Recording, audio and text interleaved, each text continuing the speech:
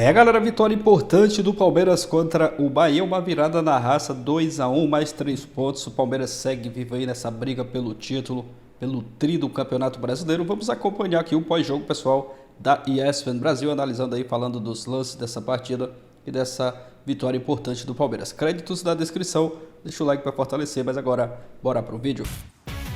Vamos lá com os melhores momentos do jogo Bahia 1, Palmeiras 2. Palmeiras 2, uma virada no fim em que a gente vai debater bastante. Eu estou ao lado do Gustavo Zupac, do Ubiratã Leal. Que prazer estar com vocês nesta noite de 20 de novembro.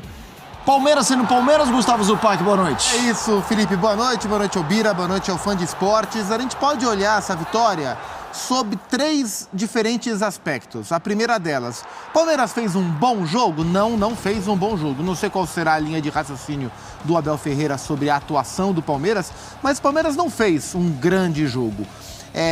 A essa altura do campeonato isso importa? Não, importa pouco, porque o Palmeiras tem que se manter vivo na briga pelo título, e hoje foi uma vitória que para o campeonato ela é fundamental, porque a rodada hoje prevê uma prévia da final da Libertadores, então é um jogo onde o Botafogo pode perder pontos, Botafogo que também está desfalcado, como o Palmeiras esteve.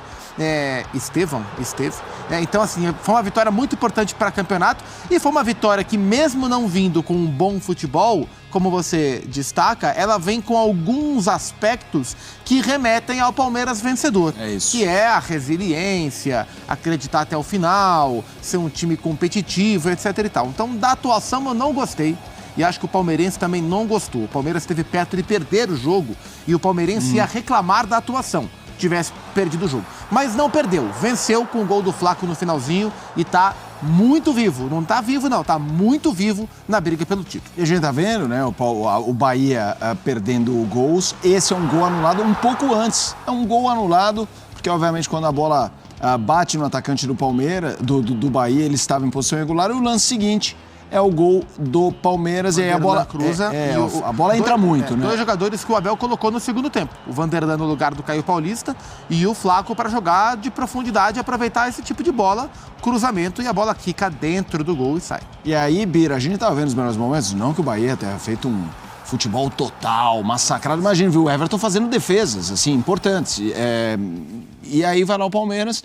E o que eu acho incrível é isso. Para reforçar essa cara do Palmeiras, tem um gol no lado do Bahia, meio acidental, o impedimento, claro, mas eu tenho dúvida se essa bola entraria se fosse direto. Porque eu acho que não. Eu também acho que não. Então, assim, a bola pega no Jean Lucas, o Jean Lucas seria o autor do gol. Sim, né? Sem dúvida, sem dúvida. E aí vai o Palmeiras e faz 2-1. Bira, boa noite. Bom, boa noite aos companheiros, boa noite pro fã de esportes.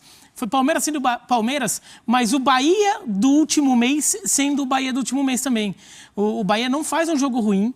O empate estava um placar sob medida, mas se fosse boxe e o jogo terminasse 1-1, fosse para decisão dos árbitros por pontos, até acho que o Bahia ganharia por pontos do jogo. Eu pelo menos votaria no Bahia. Era um empate em que o Bahia teria sido melhor. Só que o Palmeiras, sendo Palmeiras, encontra atalhos, encontra caminhos para ganhar o jogo. E o Bahia, sendo o Bahia das últimas rodadas, 1 ponto só nas últimas 6 rodadas, o Bahia é incrível como o Bahia deixa oportunidades passarem. Aquele jogo contra o Vasco, 3-2 ali, né? O Bahia ali massacrando no final e não conseguindo gol. O Bahia tem perdido muitas oportunidades e o Palmeiras soube aproveitar. Esse último o gol do Palmeiras aí, você até falou que entrou muito. Eu não acho que ele entrou muito, mas ela entrou o suficiente para não termos dúvida. É isso. No visual, você olha e fala gol. Gol. Não foi monte de... Né, 2, 3, assim. Alemanha naquela Copa de 2010. Mas foi o suficiente pra gente não ter dúvida que o gol foi bem marcado. Quer dizer, o gol nem é marcado na hora, ele é marcado pelo VAR, o juiz não dá. Mas o Palmeiras encontrou caminhos. E o que é mais importante desse caso? Não só são 3 pontos que o Palmeiras conquista nessa altura do campeonato, o que é importante é ganhar, como você falou, né, Zupac? Mas você está ganhando um jogo em que era possível perder pontos, eram pontos perdíveis. Sim. Porque você já começa a fazer a contagem regressiva do campeonato a essa altura e você fica fazendo a conta ali, tanto o palmeirense quanto o botafoguense. Ou torcedores de outros times que estão em outras brigas, como o Bahia, na briga pela Libertadores. Fala, esse jogo aqui tem que ganhar. Esse jogo aqui, putz, seria bom ganhar, mas esse jogo aqui dá pra perder ponto. Adversário forte e tudo. O palmeirense olhava a tabela, bom, o Bahia não vem bem, mas o Bahia teve 10 dias pra preparar. para esse jogo.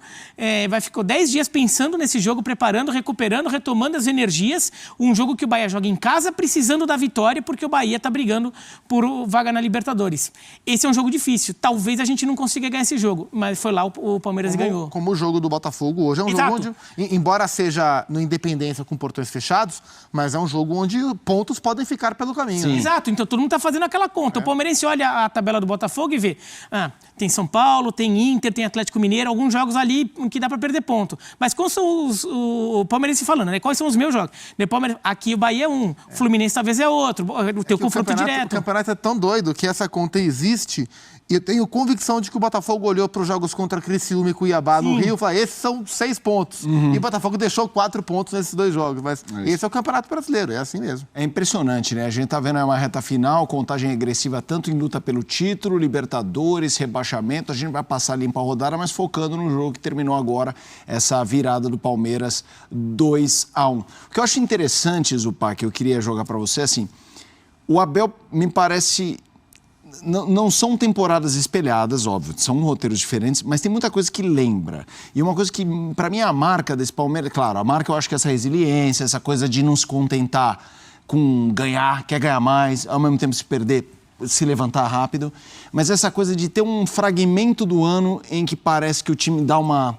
E eu não estou falando mentalmente, de bola mesmo, assim, que o Abel parece que, puxa, preciso mudar o time e ele leva um tempo... para onde a pessoa ajustar. E aí ele dá uma ajustada, ele muda aqui, muda ali.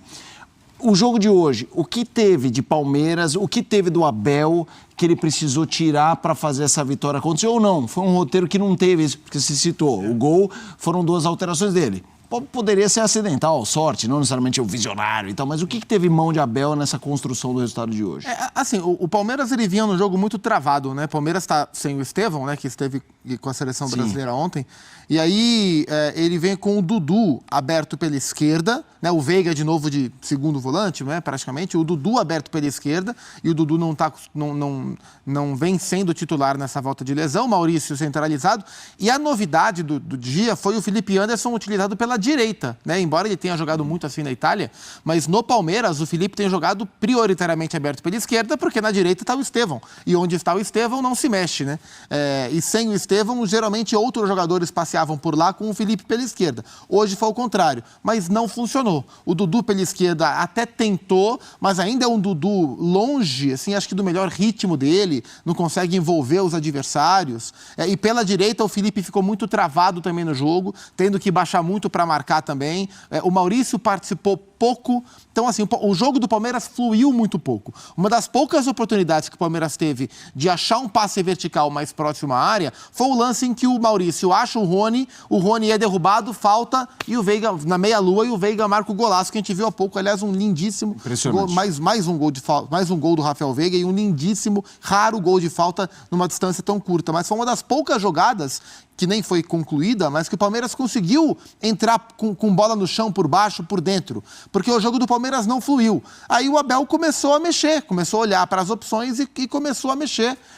Colocou o Rômulo, né? O Rômulo não jogava, acho que há mais de mês. O Rômulo joga pouco, não tem 200 minutos. Ele entra até antes do Flaco. Entra na primeira leva de alterações, entra o Rômulo, entra o Vanderlan e entra o Gustavo Gomes, né? Porque o Murilo, lamentavelmente, se machuca mais uma vez. E aí, mais pra frente, ele bota o Flaco para ter um pouco mais de referência. E aí ele aproveita o fato dele ter o Vanderlan, que é um cara que cruza bem, para mim é mais jogador, bem mais jogador que o Caio Paulista, embora não seja tão experiente quanto o Caio. O Vanderlan cruza muito bem e o Flaco entra para fazer o que ele está acostumado a fazer. Então o gol do Palmeiras sai das virtudes dos jogadores que o Abel colocou. Mas ele fez as mudanças porque a ideia original que ele tinha para o jogo não funcionou. O Palmeiras teve muita dificuldade para construir o seu jogo e viu o Bahia gerar mais chances e criar mais. É o que você falou. O Everton trabalhou muito mais do que o Adriel.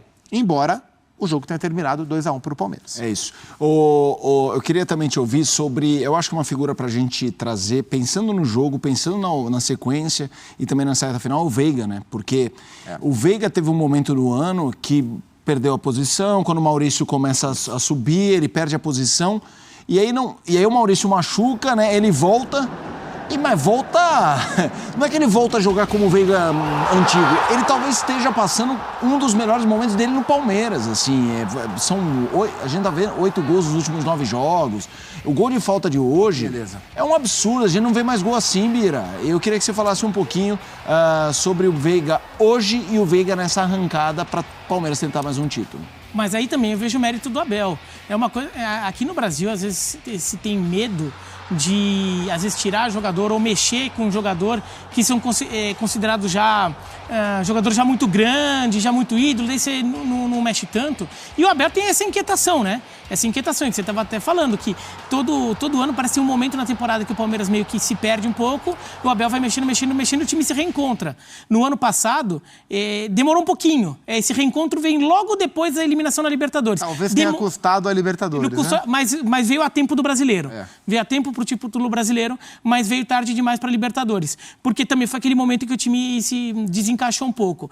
E o Abel tem isso, e ele vai mexendo, e nesse caso, quando vê que algum jogador não está bem, ele percebe que de repente tem que mexer, às vezes tira esse jogador. E recoloca quando está bem também. Você não tem que ter pudor.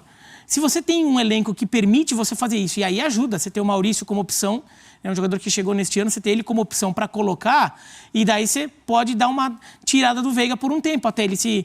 às vezes é questão física, técnica, às vezes tem uma questão até pessoal, uma questão ali que às vezes a gente nem sabe direito o que está acontecendo, fez com que o futebol desse uma murchada, e você espera esse futebol retomar. E às vezes você está mexendo em outras coisas no time, que depois quando você terminou de mexer, você recoloca aquele jogador, o time já está diferente e ele já consegue render melhor. Isso também acontece.